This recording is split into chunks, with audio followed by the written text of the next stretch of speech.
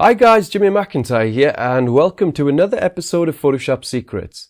Today I'm going to show you how to stitch difficult panoramas together.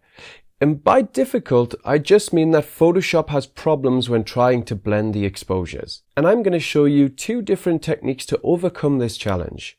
But before we begin, I don't usually advertise my products on YouTube, but I released a course called Mastering Raya Pro in January, and I don't think I've mentioned it on my YouTube channel yet.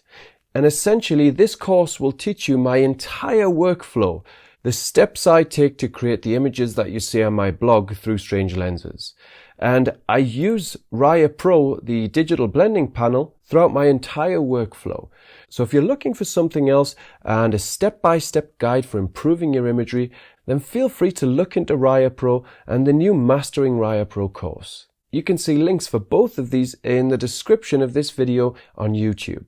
Now to continue with the tutorial, this is a panorama I created recently and published on my blog, and it's a 3-tile panorama, which means that I took 3 separate images and stitched them all together to create this panorama. This was actually an easy panorama to create. Photoshop stitched them together very nicely, and there was just some distortion to play around with really.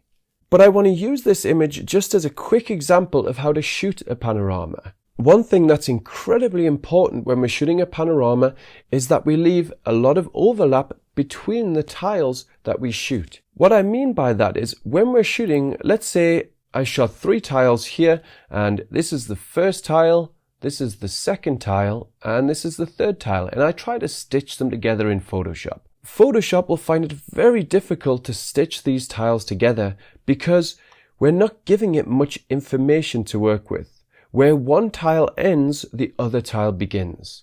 Instead, in order to give yourself the best opportunity or the best possibility of stitching your tiles together well, it's better to have a lot of overlap. So for example, instead, if we say this yellow line represents our first tile, this could be the first tile we shot, everything in this area here. Then I'll pan my camera around and I'll capture the next tile, which is everything in between the red lines. And as you can see, there's plenty of overlap between the first and second tiles. So when we ask Photoshop to stitch them together, it has a lot of information to work with in order to create that panorama. And then when I shoot the third tile, anywhere in between this blue line, you can see there's a lot of overlap between the third and second tile as well. And like I say, Photoshop had no problem stitching this panorama together. Another good tip is when you're shooting, try not to create a close crop in your composition. For example, here you can see this is where the main object of interest ends, which is this mountain, of course. And we need this sense of completion to complete the composition. But for my first tile, I didn't stop shooting here. I shot much wider. So there are trees along here in the original tile. And the same here. There's much more information in the original tile here, and also at the bottom of the tiles and at the top.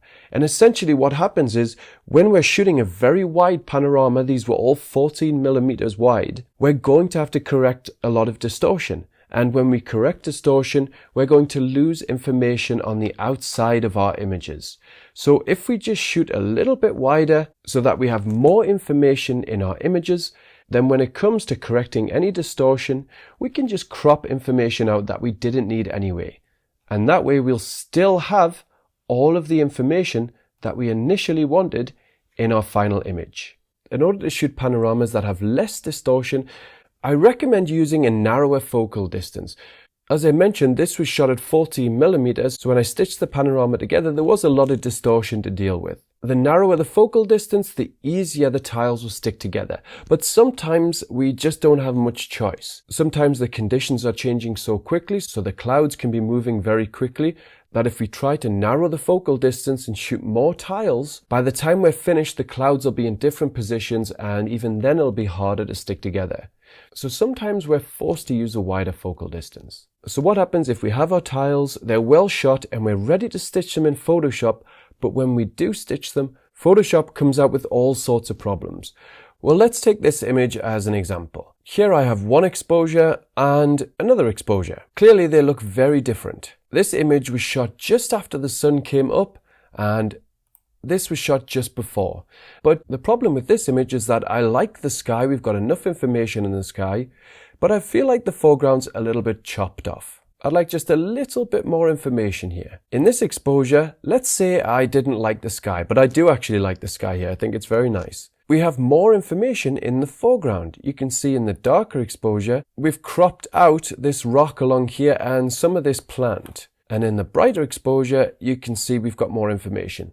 So in my final image, what I really want is all of this exposure, but a slightly extended foreground here, just with more information in it, which means I don't want most of this information. I just want the foreground. And please note, I'm going to be using vertical panoramas in these examples, but you can do exactly the same with horizontal panoramas as well. It doesn't make a difference. Now to create the panorama, I'm just going to go to File, Automate, and Photo Merge.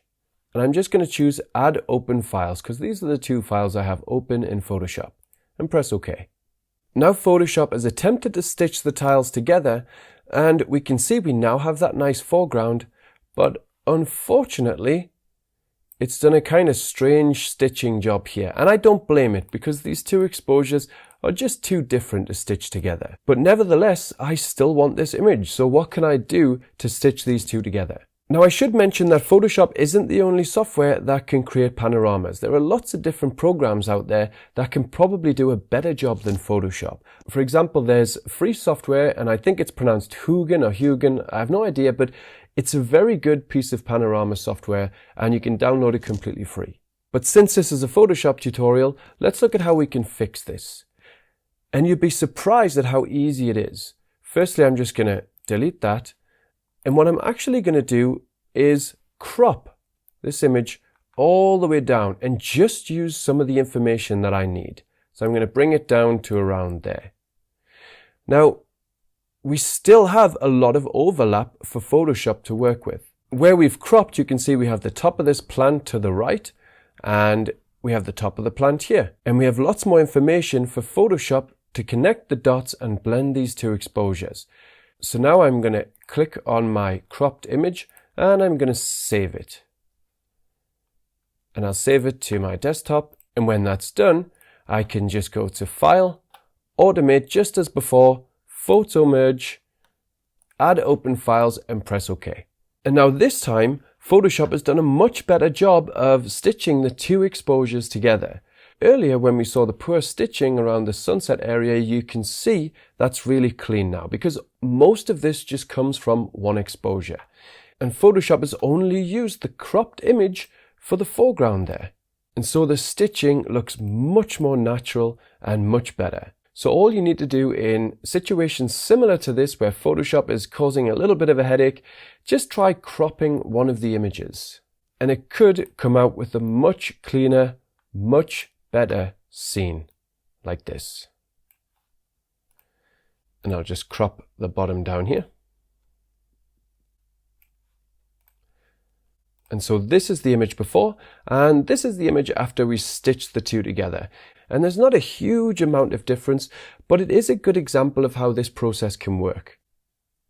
Now I'm going to demonstrate you a second way to deal with difficult panoramas. Sometimes Photoshop stitches them really nicely, so they're nice and smooth, but it distorts some areas of the image, which isn't great. For example, if I use these two exposures, which I shot a couple of days ago in Lake Tekapo, I can go to File, Automate, Photo Merge, and again, Add Open Files and press OK. Now Photoshop has finished stitching the two tiles together, and it's done a good job in terms of blending them smoothly, but it's completely distorted the foreground here and the church. Here's the original foreground, which is quite nice. The rocks look quite natural, and here it looks kind of stretched and pushed out, and it's suffering from some serious perspective distortion. The great thing is, with this particular image, it's relatively simple to sort out. We could use adaptive wide angle or lens corrections or manually correct the distortion, but sometimes our panoramas aren't as easy as this. And we're dealing with maybe 5 or 6 tiles, and trying to correct them all after they're stitched is much more difficult. I'm just going to close this and I'm going to duplicate this window. The reason why is I'm going to show you the technique we've just looked at where we cropped the image, and you'll see that it doesn't work with this particular scene. So I'm just going to press OK. I'm just going to use the sky from this exposure and put it on top of there. And again, I'm going to save this and go to Filter, Automate, Photo Merge, and Add Open Files. And this time we don't want this exposure, we just want the copy. And I'm going to press OK. So now that Photoshop has finished stitching it this way, you can see it's just as bad, if not worse, than previously. And the reason why is because Photoshop is basically saying, okay, this is our base exposure. And this exposure, we're going to stitch to the bottom of it. But since this is the base exposure, Photoshop is going to keep this the way it is, all the distortion, and it's going to manipulate and morph this exposure to fit this one. And since this has more distortion, then that means this exposure will have more distortion too. And we come out with something like this. So the key to fixing this, and this is a technique I use with almost all of my most difficult panoramas, is just to fix the distortion before stitching. And there are so many different ways to do that.